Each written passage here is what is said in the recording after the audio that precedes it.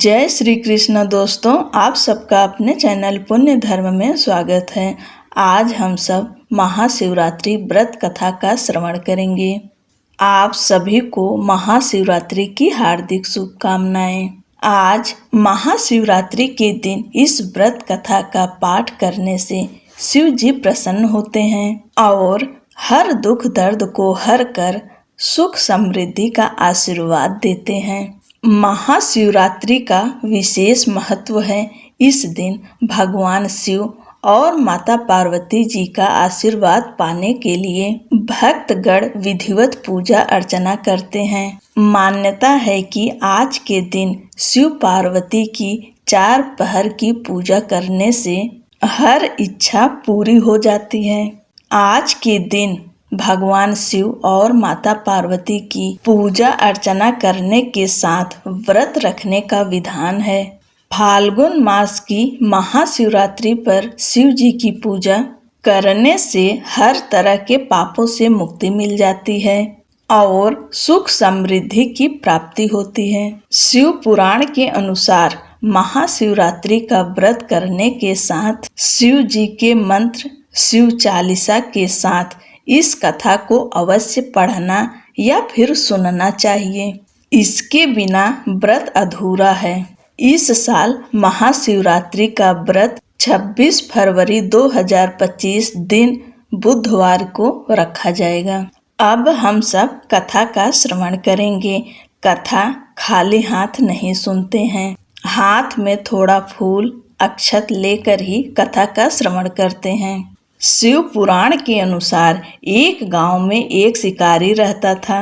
वह पशुओं को मारकर अपना परिवार चलाता था, लेकिन फिर भी धन की कमी के कारण उसे एक साहूकार से कर्जा लेना पड़ा, लेकिन उसका कर्ज समय पर न चुका सका, जिसके कारण गुस्से में आकर साहूकार ने शिकारी को पकड़वाकर शिव मठ में बंदी बना लिया। जिस दिन उसने ऐसा किया वह दिन शिवरात्रि का था। साहूकार के घर पर शिवरात्रि की पूजा हो रही थी। शिकारी ध्यान मग्न होकर शिव की धार्मिक बातें सुनता रहा। चतुर्दशी तिथि पर उसने शिवरात्रि की कथा भी सुनी। शाम होते ही साहूकार ने शिकारी को बुलाया और ऋण चुकाने के बारे में बात की। शिकारी ने अगले दिन पूरा ऋण लौटाने का वचन देकर खुद को उसके बंधन से छुड़ा लिया। रोज की तरह शिकारी जंगल में शिकार के लिए निकला, लेकिन साहूकार का बंदी बने रहने के कारण वह कुछ खा पी नहीं पाया था। ऐसे में वह बहुत व्याकुल था। शिकार करने के लिए वह एक तालाब के किनारे खड़े बेलपत्र के पेड़ पर अपने लिए पड़ाव बनाने लगा। उस पेड़ के नीचे शिवलिंग था जो बेलपत्रों से ढका हुआ था। शिकारी को उस शिवलिंग के बारे में पता नहीं था। अपने पड़ाव को बनाते समय उसने टहनियाँ तोड़ी और वे संयोग से शिवलिंग पर गिर गई। इस प्रकार पूरे दिन भूखे प्यासे शिकारी का व्रत भी हो गया और संयोग से उसने शिवलिंग पर बेलपत्र भी चढ़ा दिए। रात का एक पहर बीतने के बाद एक गर्भिणी मृगी तालाब पर पानी पीने के लिए पहुंची। शिकारी ने धनुष पर तीर चढ़ाकर जैसे ही प्रत्यंचा खींची, मृगी बोली, मैं गर्भ से हूँ, शीघ्र ही मुझे प्रसव होगा। तुम एक साथ 2 जीवों की हत्या करोगे, जो ठीक नहीं है। उसने शिकारी से कहा कि मैं अपने बच्चे को जन्म देकर जल्द ही तुम्हारे सामने प्रस्तुत हो जाऊंगी, तब तुम मेरे प्राण हर लेना। ऐसा सुनते ही शिकारी ने प्रत्यंचा ढीली कर दी और मृगी झाड़ियों में लुप्त हो गई। प्रत्यंचा चढ़ाने तथा ढीली करने के वक्त संयोग से कुछ और बिल्वपत्र अनायास ही टूटकर शिवलिंग पर गिर गए। इस प्रकार उससे अनजाने में ही प्रथम पहर की पूजा भी संपन्न हो गया। कुछ ही देर बाद दूसरी मृगी वहां से निकली। शिकारी की खुशी का ठिकाना न रहा। शिकार को देखते ही उसने धनुष पर बाण फिर से चढ़ाया। तब उसे देख मृगी ने विनम्रता पूर्वक निवेदन किया कि हे पार्थी, मैं थोड़ी देर पहले ही ऋतु से निवृत्त हुई हूँ, कामातुर विरहिणी हूँ, अपने प्रिय की खोज में भटक रही हूँ। मैं अपने पति से मिलकर शीघ्र ही तुम्हारे पास आ जाऊंगी। शिकारी ने उस मृगी को भी जाने दिया। 2 बार शिकार को खोकर वह चिंता में पड़ गया। रात्रि का आखिरी पहर भी बीत रहा था। इस बार भी उसके धनुष से लगकर कुछ बेलपत्र फिर से शिवलिंग पर जा गिरे तथा दूसरे पहर की पूजा भी संपन्न हो गई।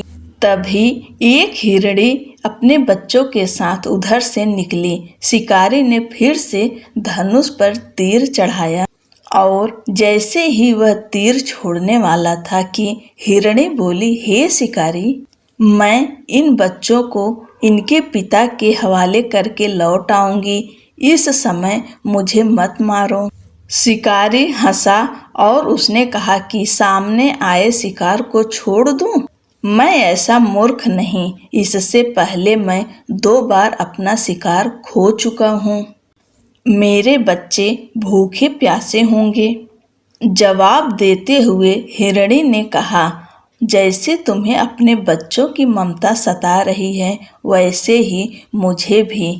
हे शिकारी, मेरा भरोसा करो, मैं इन्हें इनके पिता के पास छोड़कर वापस लौटने का वचन देती हूँ।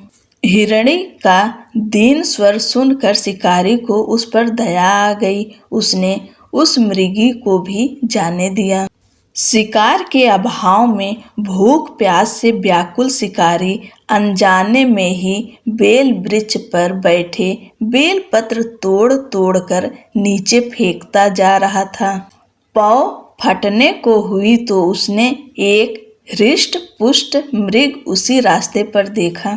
शिकारी ने सोच लिया कि इसका शिकार अवश्य करेगा। शिकारी की तनी प्रत्यंचा देखकर मृग बोला, हे शिकारी, यदि तुमने मुझसे पूर्व आने वाली 3 मृगियों तथा उसके बच्चों को मार डाला है तो मुझे भी मारने में देरी न करो, ताकि मुझे उनके वियोग में एक क्षण भी दुख न सहना पड़े, क्योंकि मैं उन हिरणियों का पति हूँ। यदि तुमने उन्हें जीवन दान दिया है तो मुझे भी कुछ क्षण का जीवन दे दो।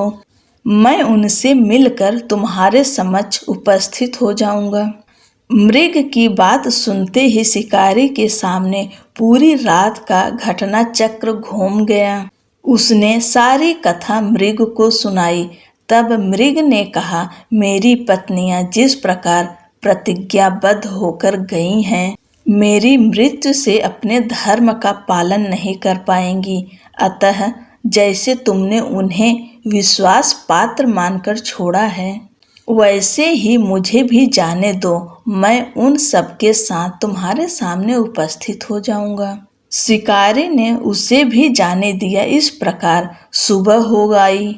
व्रत, उपवास, रात्रि जागरण तथा शिवलिंग पर संयोग से बेलपत्र चढ़ाने से अनजाने में ही सही शिकारी की शिवरात्रि पूजा पूर्ण हो गई।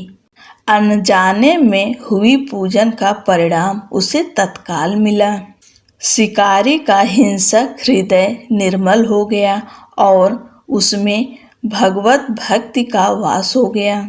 थोड़ी ही देर बाद मृग अपने परिवार के साथ शिकारी के पास उपस्थित हो गया ताकि वह उनका शिकार कर सके, किंतु जंगली पशुओं की ऐसी सत्यता, सात्विकता एवं सामूहिक प्रेम भावना देखकर शिकारी को बड़ी ग्लानि हुई। उसने मृग परिवार को जाने दिया। अनजाने में शिवरात्रि के व्रत का पालन करने पर भी शिकारी को मोक्ष की प्राप्ति हुई। जब मृत्यु काल के समय यमदूत उसे ले जाने आए तो शिवगणों ने उन्हें वापस भेज दिया तथा वे शिकारी को शिवलोक ले गए। शिव कथा का यह है संदेश। शिकारी की कथा अनुसार महादेव तो अनजाने में किए गए व्रत का भी फल दे देते हैं, पर वास्तव में महादेव शिकारी की दया भाव से प्रसन्न हुए। अपने परिवार के कष्ट का ध्यान होते हुए भी शिकारी ने मृग परिवार को जाने दिया। यह करुणा ही वस्तुतः उस शिकारी को उन पंडित एवं पुजारियों से उत्कृष्ट बना देती है, जो कि सिर्फ रात्रि जागरण, उपवास एवं दूध, दही, बेलपत्र आदि द्वारा शिव को प्रसन्न कर लेना चाहते हैं। इस कथा में सबसे महत्वपूर्ण बात यह है कि इस कथा में अनजाने में हुए पूजन पर विशेष बल दिया गया है। इसका अर्थ यह नहीं कि शिव किसी भी प्रकार से किए गए पूजन को स्वीकार कर लेते हैं अथवा भोलेनाथ जाने या अनजाने में हुए पूजन में भेद नहीं कर सकते। वास्तव में वह शिकारी शिव पूजन नहीं कर रहा था। इसका अर्थ यह भी हुआ कि वह किसी तरह के किसी फल की कामना भी नहीं कर रहा था। उसने मृग परिवार को समय एवं जीवन दान दिया, जो कि शिव पूजन के समान है। शिव का अर्थ ही कल्याण होता है। उन निरीह प्राणियों का कल्याण करने के कारण ही वह शिव तत्व को जान पाया तथा उसका शिव से साक्षात्कार हुआ। परोपकार करने के लिए महाशिवरात्रि का दिवस होना भी आवश्यक नहीं है। पुराण में 4 प्रकार के शिवरात्रि पूजन का वर्णन है। मासिक शिवरात्रि, प्रथम आदि शिवरात्रि तथा महाशिवरात्रि पुराण वर्णित अंतिम शिवरात्रि है। नित्य शिवरात्रि वस्तुतः प्रत्येक रात्रि ही शिवरात्रि है। अगर हम उन परम कल्याणकारी आशुतोष भगवान में स्वयं को लीन कर दें तथा कल्याण मार्ग का अनुसरण करें, वही शिवरात्रि का सच्चा व्रत है। बोलो भोलेनाथ माँ पार्वती की जय। आप सभी भक्तों को एक बार फिर से महाशिवरात्रि की हार्दिक शुभकामनाएं। पूरी कथा का श्रवण करने के लिए आपका बहुत बहुत धन्यवाद। दोस्तों, चैनल को लाइक शेयर कर दीजिए और सब्सक्राइब करना ना भूलें। हर हर महादेव। जय श्री कृष्णा। राधे राधे।